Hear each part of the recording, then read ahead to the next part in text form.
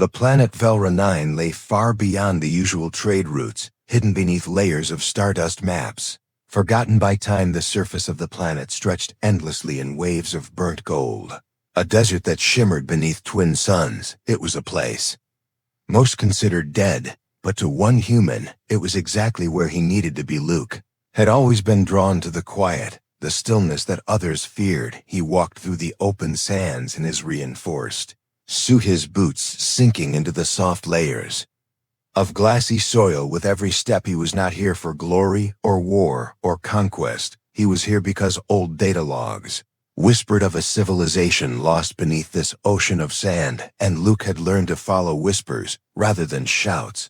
The wind howled around him, picking up speed as a storm gathered on the edge of the horizon. The sky began to shift in color, turning from pale blue to a deep red, signaling danger, but Luke kept walking, guided by a weak signal flickering on his wrist device. It blinked slowly, then rapidly, as he approached a jagged set of stone formations half buried in the sand and shaped unnaturally as if once carved by hands.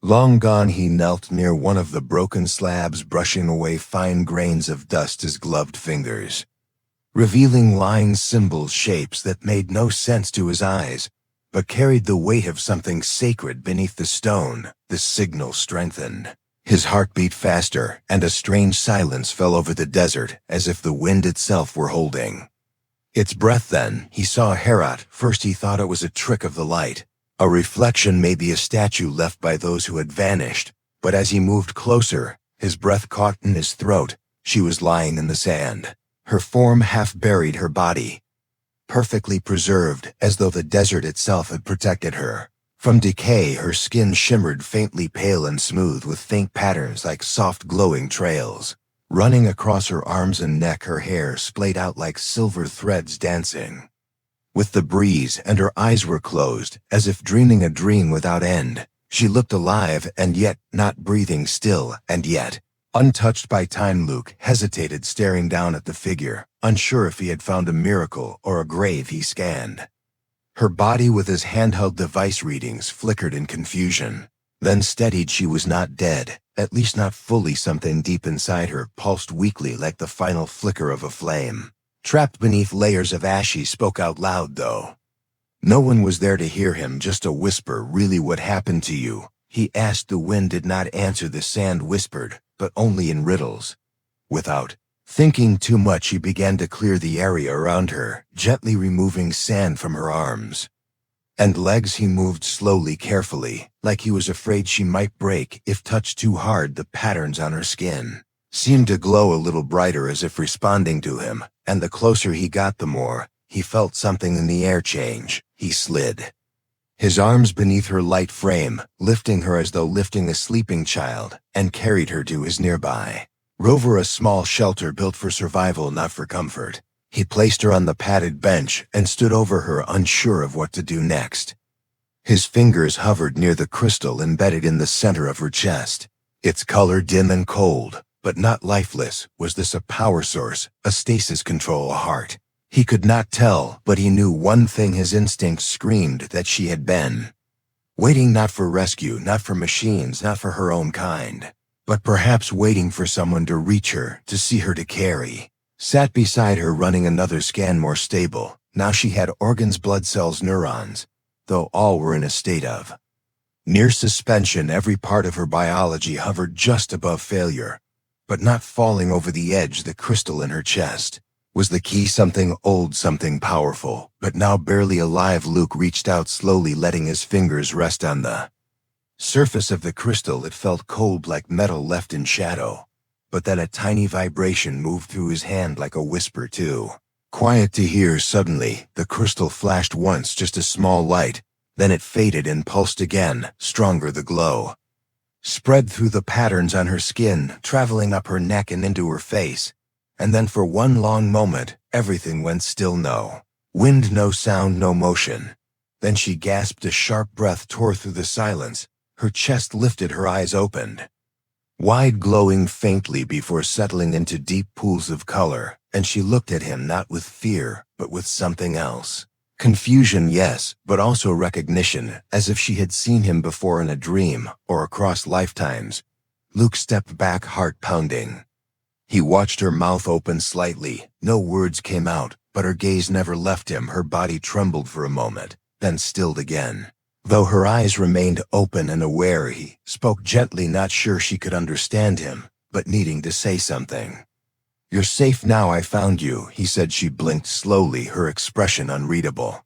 Her fingers twitched once, then twice, then relaxed again. The crystal in her chest was glowing now softly, not with the cold flicker of a machine, but the warm pulse of life. Outside, the wind returned, swirling around the rover, shaking it slightly, as if the desert itself was reacting to her awakening, as if something ancient and powerful had just opened its eyes and remembered the world. Luke stared at her, not knowing who she was or what she meant, but feeling deep down that something had just changed forever. She was not just an alien.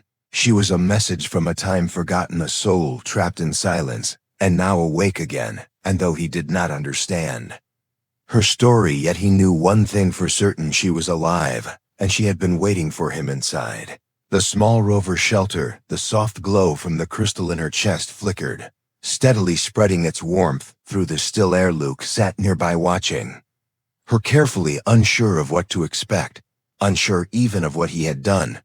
But something inside him knew this moment was important, far beyond his mission or his curiosity. She was not a simple discovery. She was not a ruin or a relic. She was alive and awakening. The alien girl remained still, yet not unconscious. Her chest rose and fell slowly, as though she were adjusting to a world long forgotten. Her eyes shifted around the shelter, absorbing the details of this strange place: the machines, the soft hum of power, the flicker of light against the metal walls. Her gaze eventually returned to him, her expression blank but calm, no fear, no anger, just quiet observation. Luke reached for a small water canister, not sure if she even needed it, but offering it anyway. She didn't react at first. Then her hand moved slowly, fingers curling around the object with a gentleness that surprised him. She lifted it, looked at it, then set it down without drinking. Perhaps she did not need water, or perhaps she no longer remembered how to need. He spoke again, voice low, trying to bridge the space between them. "My name is Luke," he said, pointing at himself. He repeated it once more. Luke then pointed at her, a soft question in his tone. She tilted her head a little, her lips parted, but no sound came, only a soft breath like wind brushing through ancient leaves. Still, she understood what he meant. Her hand slowly pressed against her chest near the glowing crystal, and then she closed her eyes for a long pause before opening them again, as if she were searching for something buried deep within. The storm outside had grown weaker, the sharp winds now only a distant hum. The shelter held steady, but Luke's thoughts were far from the weather. He had found life in a place marked as lifeless, and now that life stared back at him with a silence louder than any word he had ever heard, he began scanning her again with the handheld device, this time focusing on the crystal. The readings were unlike anything he had seen before. Part energy source, part organic structure. It pulsed with a rhythm similar to a human heartbeat, but with a depth and pattern that hinted at something much older, more advanced. The device struggled to keep up, numbers flickering then freezing, as if it too was overwhelmed. She did not seem bothered by the scan. In fact, she watched him with calm curiosity, as though observing a creature as strange to her as she was to him. And perhaps she was doing just that. Perhaps in her eyes he was the alien, the one who did not belong here. Time passed quietly as the sun dipped lower outside, casting long orange rays through the cracks of the metal shelter inside. The light danced across her face, revealing more details of her features: the smooth texture of her skin, the faint glowing patterns like veins of light, shifting gently with every breath. Each pattern seemed alive, moving not randomly, but with intention, as if telling a story without words. Then her hand moved again, reaching up toward her neck. Her fingers brushed against a thin, marking a line that had been hidden in shadow. And suddenly a memory flashed in her eyes. Not a full memory, but a feeling, a shadow of something important. Her hand trembled slightly, and her body shivered, though the air was warm. Luke Leaned forward. Are you cold? He asked, his voice soft. She didn't respond, but her eyes met his. And for a moment, something passed between them, a silent understanding not built on language but on presence. He was here, he had found her, and in some strange way, he had brought her back, suddenly. The glow from her chest pulsed brighter, not violently, but steadily, and her body stiffened slightly. She gasped again, this time with more force in her eyes widened as if something had broken loose inside her, something that had been locked away for far too long. She pressed her palm to her forehead and shook her head gently as though trying to fight through layers of fog. Luke stood quickly, ready to help, but unsure how. Then she spoke, her voice faint and broken, not in language, but in sound, a tone that rose and fell like music from a forgotten world. It was not words, not yet, but it was communication. Her voice carried emotion, confusion, pain, wonder. It was like hearing the first breath of a song lost in time. He didn't interrupt, didn't try to force understanding. Instead, he let her speak, her melody filling the quiet space. And for the first time since he arrived on this planet, Luke felt like he was not alone. As the strange song faded, she looked at him again, this time with tears forming at the edge of her glowing eyes, not from sadness, but from something deeper, like the soul remembering how to feel after being numb for centuries. She reached for him, hands slow and unsteady, and placed her fingers gently against his chest near his heart. Her touch was light, but it carried a weight that made him freeze. She felt his heartbeat, and her eyes widened again, her own crystal pulsed in response, and something inside her shifted. Her lips moved once more, and this time a single word escaped, not perfect, not fluent, but Rila Era. That was the name she gave him, and he understood it, not as a sound, but as a truth. She was not just a being, she was a person with a name and a story that had been buried beneath sand and silence for too long. Yura, he repeated softly, and she nodded weakly, her strength returning piece by piece, and with it, a strange kind of warmth began to fill the room, not from machines, not from the planet's heat, but from her, from the slow return of life and memory and hope.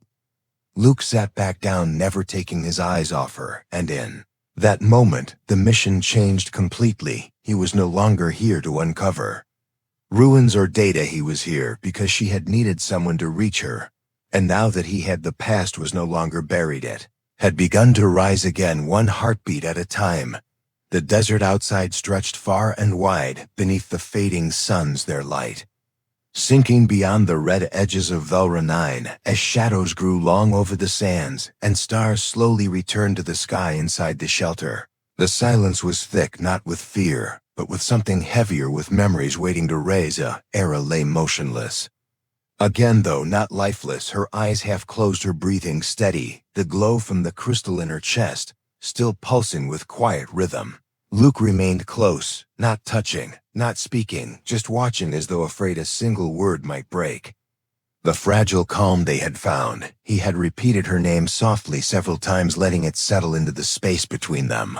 Ayera. She did not resist the name. Perhaps she had not heard it in ages, perhaps it had always been hers, and simply needed to be remembered again. Time passed slowly, measured only by the sound of her breathing and the soft hum of the rover's systems. Then, without warning, her hand moved again, lifting gently toward the air, her fingers tracing something invisible in the space above her. She was drawing shapes, lines, symbols that glowed faintly in the air, leaving behind trails of light like mist made of memory. Luke watched her closely, unsure of what she was doing, but unwilling to interrupt. Her lips parted, her voice returned, soft and fragmented, pieces of a language not stored in any database, words built from tones and breath and light itself. She was remembering not just her name, but her history, and the shapes she drew were not random. They were maps, echoes of a city that had once stood strong above the desert, the city that had fallen into silence long before humans had ever reached this part of the galaxy. She paused and looked at him, her expression now deeper, not blank, not lost, but full of something real. Sorrow, yes, but also strength, like a flame returning to a long dark room. She reached toward the panel beside her where his scanner rested and placed her hand upon it. And something changed. The scanner flickered, its screen filled with unknown symbols that quickly translated themselves into images. Luke leaned forward, his eyes wide, as he saw the recordings begin to play, grainy at first, then sharp. A city of towers made from white stone and flowing energy fields, a civilization full of life, motion, and harmony. Beings like a era walking streets suspended in midair, flying ships, glowing gardens. Everything pulsed with a living light, a civilization so far advanced yet somehow so peaceful. And then he saw the change, the skies above the city filled with black shapes, machines cold and aggressive, tearing through the sky like knives, cutting the wind. Explosions followed, buildings crumbled, lights shattered, screams echoed through the air. Though the images had no sound, it was clear what had happened: a war, an invasion not started by Era's kind, but brought upon them by something darker. Era's face hardened, her body tense as the memories flooded back. She pointed at one of the dark ships, its shape sharp and angular, its surface covered in red marks, and Luke recognized it faintly from ruins he had seen near the southern dunes. These attackers had not just conquered, they had erased, they had buried this world and sealed its protectors away. She pointed then to herself. In the image, one among many standing before the city's core, a glowing tower connected to the planet's deep energy veins. She and others, like her, had fought to defend it, their power drawn from the planet itself, from the bond they held with this place. They had not used weapons like humans, but their own connection with the energy of the world had made them strong. Luke saw then how she had fallen, not in battle but in sacrifice, the others retreating as she remained alone against the dark swarm, her body glowing brighter than ever before as she activated the core's failsafe, a stasis pulse strong enough to freeze not only herself but the entire battlefield around her. It had saved the last spark of her world but sealed her. In silence, the images faded. Her hand dropped weakly to her side, the room now quiet again. Luke did not speak at first, the weight of what he had seen filling his chest. He looked at her, not as an alien anymore, but as someone who had lost everything and still chosen to give more. You were protecting them, he said softly. She turned her head toward him, her eyes glistening with a light that was no longer just energy but emotion. Her hand moved again, this time toward his, and though she could not speak his language, he understood. She had awakened, not because of the scanner or the light or the machine, but because of him, because he had seen her not as a relic, but as a person. She pressed her hand lightly over his. He felt warmth, not just physical, but something deeper, a current flowing through her skin, into his like the planet itself, recognizing that something had changed, that the protector was no longer alone. Araya looked around the shelter, then at the maps and tools and supplies. She seemed to be studying them, quickly learning what each item was, her mind sharp and active, her will returning stronger than before. Then she rose slowly to her feet, unsteady at first, but not weak, her form now standing tall within the small space. Her presence, glowing like a flame rising in the dark. Luke stood beside her, unsure of what she was planning, but ready to follow. She moved to the door of the rover and looked outside the desert, waiting beyond the glass, her gaze fixed on a point far across the horizon, as though she felt something stirring beneath the sands. Not just memories, but danger. Perhaps even those same machines, now buried and silent, might soon awaken again. Looked at her and knew this was only the beginning. The past was returning, not as a dream, but as a path, and she was walking it again, this time with him at her side. Era turned toward him, her hand resting once more near her chest over the crystal, and then she reached out and placed her fingers lightly on his forehead, her eyes closing as though passing something between them, a promise perhaps, or a piece of her soul now shared. He did not move, did not speak. He simply closed his eyes and stood still, letting the warmth of her memory fill the space between them. She had been forgotten beneath the sand, buried beneath centuries of silence and war, but now she stood again, breathing, living, feeling, and he knew deep within that whatever came next they would face it together. The desert night stretched wide across the land, its silence no longer peaceful, but watching, waiting, like something ancient had stirred beneath the ground. Aira stood at the edge of the rover, her eyes glowing faintly as the wind brushed past her face. Her body now strong, her mind clearing more with every moment. Her presence was no longer quiet. Her energy rippled in waves around her, like the heartbeat of a world waking from a long dream. Luke stood beside her, his suit dusty, his eyes steady. He watched her not as a scientist, not as a soldier, but as a man standing beside a mystery that had now become real, and breathing her gaze scanned the horizon. And he could see her expression had changed. It was not just filled with memory, now it held purpose. Without speaking, she moved forward, her feet touching the sand as though she belonged to it, as if the grains themselves knew her name. Luke followed, keeping close as they walked under the stars, guided by a strange signal rising in her chest.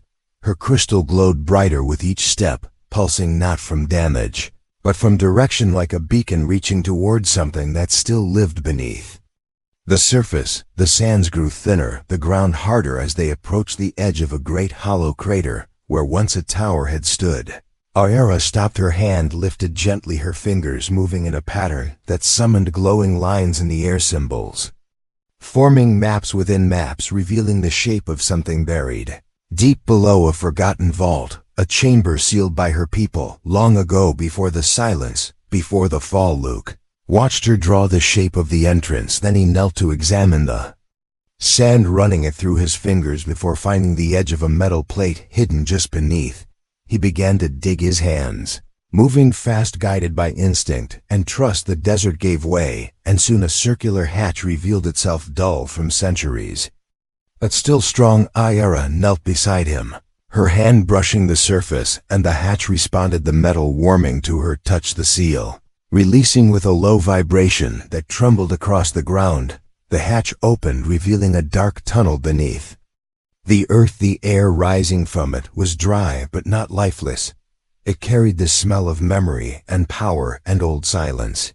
Broken, they descended together, step by step, their path lit only by the glow from her skin and the dim lights along the walls, which flickered to life as they passed. Each section of the tunnel whispered to her, as if recognizing her presence. The markings on the walls shift in colors in response to her heartbeat. Far below, they reached a chamber, vast and circular, its center marked by a platform with a crystal column rising high into the dark ceiling, the core of the old energy grid still faintly alive, wires and roots of ancient tech stretching across the walls like veins across a giant heart. Aira stepped into the center, placing her hand upon the column, and at once light burst from the floor, illuminating symbols that danced in slow circles around her. Luke stood back, watching as the platform responded to her presence. Images began to form above it, shapes of her people, their faces noble, their energy flowing into the world around them. And then the sheens came again. Not real ones, but shadows, memories. The invaders had not just attacked, they had buried signals deep within the grid, designed to destroy whatever woke the system again. And now that Aira had returned, those signals had activated. A deep hum began to build in the walls, faint at first, then louder. The room shook gently, and lights shifted to red. Aira's eyes widened. She turned to Luke and gestured for him to move back. Her voice called out, strong now, speaking words filled with urgency and power. The machines below had sensed her. They were still buried, dormant, until now, but now they were rising. Luke stepped forward, unwilling to leave her alone. But she shook her head and raised her hand toward the column again, her patterns glowing brighter than before. Energy flowed from her into the structure around them, awakening defenses, rebuilding circuits once broken, sending pulses of warning across the ruins of the forgotten city outside. Above ground, the sand began to shift slowly, then faster, as large pieces of metal pushed upward, breaking through the surface with mechanical groans. Old machines rising with limbs of steel and hollow eyes that scanned the air for threats. They had one target, anything that carried the signal of the old world. And now, Aira stood as that signal, bright and unmistakable. Luke rushed to her side as the platform opened, revealing stairs leading even deeper. Below, she pointed downward, eyes filled with determination. She was not running. She was going to the source, to the heart of the buried threat, and she needed him with They ran together through narrow halls where lights flickered and alarms echoed. The air grew hotter as the old core heated under stress, the power system cracking from the sudden awakening below them. They reached a final chamber where a massive gate stood sealed. Behind it lay the control mind of the ancient enemy still functioning. Barely but enough to be dangerous. Aira approached the gate and pressed her hands against its surface. The crystal in her chest flashing with fierce light, the gate hissed and opened, revealing a chamber filled with dark metal and twisting machines. And in the center a glowing orb, red and cold, alive only through hatred, recognized her at once. Its systems activating, defenses rising from the ground, arms and claws unfolding. Aurora stepped forward without fear, her energy rising from her skin. Like fire the machines lunged, but Luke stepped in, pulling his plasma cutter from his belt. He moved fast, striking metal before it could reach her, covering her from the sides. She did not need to speak, he knew her plan. She reached toward the orb, her hands now shining with the full force of the planet's energy, her voice rising in song that echoed through the chamber, not words, but the language of creation itself. The machines trembled at the sound, and for the first time the red glow of the orb began to flicker. Luke fought off the last of the guards as Aira pushed her power into the heart of the chamber. The energy clashed with the ancient hate, swirling in the air like a storm. The ground shook, the ceiling cracked, and the orb exploded in a burst of light and silence. Then there was nothing, only dust, only quiet, only the sound of breathing. Aira stood still, her body glowing faintly, her hands lowered, her voice fading into silence. Luke walked to her slowly, unsure if she was still whole. But when she looked at him, her eyes were clear, stronger than before, not wounded, not broken, but whole. Chamber was still, but no longer dangerous. The shadows were gone, and the sand above no longer stirred with threat. Aira had done what no machine could have done. She had ended it, not with weapons, but with will and with the strength of memory. They walked back toward the surface, not as stranger and survivor, but as something new. The stars above waiting, the desert calm again. The desert greeted them with silence as they emerged from the depths below. The sand no longer stirred with hidden machines. No humming threat echoed beneath the surface, only the stars above watched them as they stood under the wide night sky. Aira looked upward, her face lit by the soft glow of twin moons, her body calm yet powerful, her breath steady, as though something ancient within her had finally found peace. Luke stood beside her, his suit marked with dust and ash, but his eyes held the light of quiet wonder. For he had seen something that no report or mission log could ever explain. He had walked beside a myth, and that myth now lived and breathed. Beside him the air felt lighter, the ground still warm from the storm, but no longer shifting under their feet. Aira closed her eyes for a moment, listening not with ears, but with something deeper. She felt the pulse of the planet, once distant, now steady. The old energy veins, broken long ago, had begun to awaken. The connection between her and this world had returned piece by piece, rebuilt through every step they had taken. She turned to Luke, slowly, her expression softer than before. Her voice came again, not as music, not as scattered memory, but as something clear and warm, a language beginning to take shape, one formed not just from sound but from emotion. She spoke a word unfamiliar to his ears, but in that moment he understood its meaning. It was not his name, but something more. It meant you stayed, it meant you helped, it meant you gave. When the world had forgotten, Luke stepped forward, unsure of what to say or do next. This mission had started as a search for ruins, a lonely task meant to gather data and leave. No one had expected life, let alone this. He looked into her eyes and saw no trace of the silence that had once held her. She was not the same being he had pulled from the sand. She was stronger, wiser, filled with memory and hope. They walked slowly across the dunes, heading back toward the place where his rover waited, the wind soft against their backs, carrying only the scent of sand and crystal.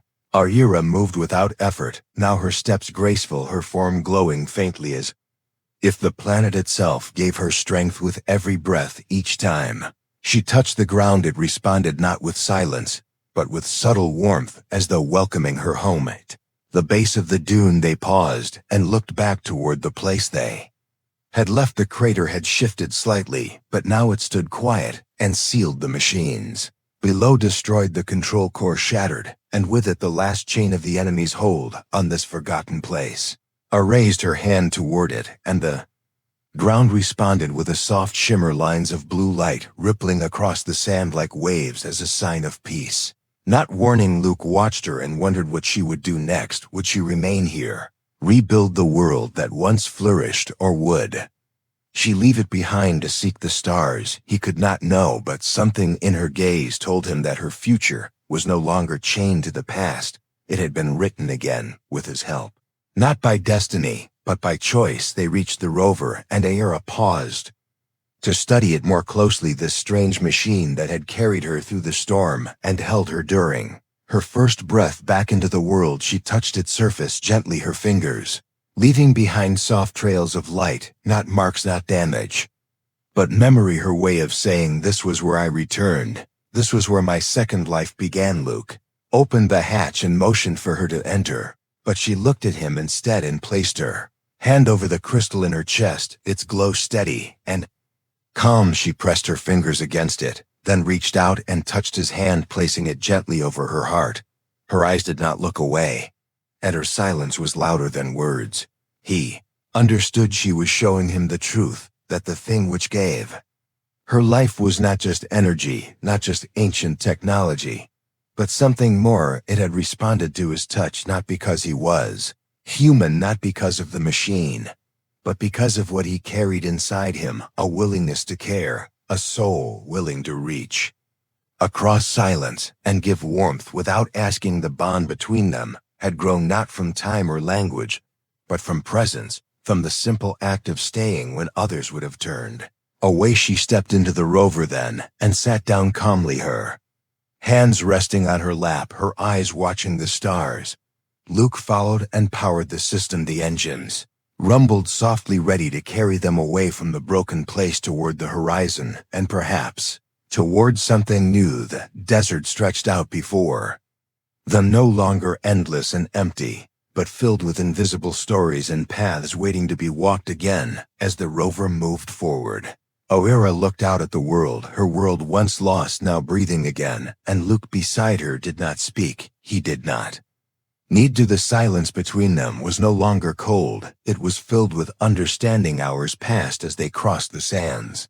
The sky lightened with the first hints of dawn, and in the golden light Aira closed her eyes, her face peaceful, not with sleep but with rest, her body leaning slightly toward Luke, not out of weakness but comfort, trust. He looked down at her and smiled, not with triumph, not with pride, but with quiet respect for the life that had chosen to return, for the soul that had found its voice again because of a simple human touch. Far in the distance, the old towers of the fallen city began to shimmer faintly through the haze, still broken, still quiet, but no longer forgotten. The planet itself seemed to shift its breath, now rising with new purpose. The Guardian had returned, not as a weapon, not as a relic, but as someone willing to rise again. Luke knew that his mission had ended not in reports or scans, but in something far more rare. He had helped someone remember who they were, and in doing so he had remembered something himself, that hope does not always shout. Sometimes it whispers.